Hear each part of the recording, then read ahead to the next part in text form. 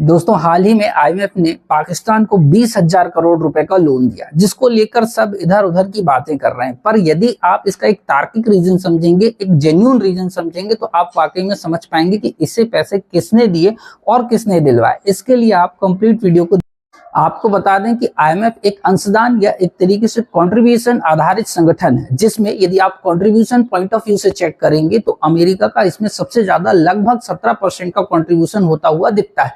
इसके बाद second number पर जापान आता है, थर्ड नंबर पर चीन आता है और 8 नंबर पर हमारा भारत आता है, जिसमें पाकिस्तान दूर दूर तक नहीं आता। इस बात को आपको समझना होगा।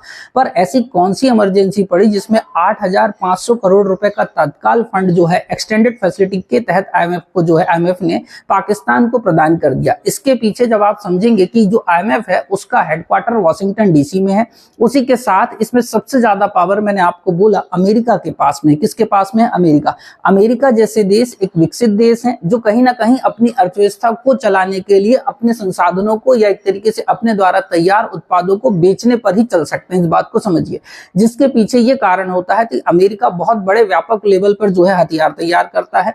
इस हथियार को कहीं ना कहीं ऐसे देशों को भेजा जाता है या बेचा जाता है जो कहीं ना कहीं इनसे खरीदे, या इसीलिए अमेरिका इस बात को समझना कि युद्ध जैसे माहौल को बनाए रखना चाहता है या इसको आगे बढ़ाने की कोशिश करता है, या लादेन जैसे संगठन को भी एक तरीके से तैयार करने के पीछे जो सबसे बड़ा एक उत्तरदायी था वो अमेरिका था। अब बात क्या आती है कि ये पैसा इमीडिएट क्यों दिया गया? इसके पीछे ये कारण है कि ताकि पाकिस्तान जो है वो कहीं ना कहीं उन हथियारों को परचेज कर सके या उन हथियारों के बेसिस पे कुछ ना कुछ जो है आगे काम कर सके या अपने आप को बढ़ा सके। इसलिए तुमने शहबाज शरीफ के जो वक्तव्य थे या बातें थी उसको तुरंत बदलते हुए देखा था, कैसे गीदड़ों की भांति जो है वो व्यवहार कर रहा था।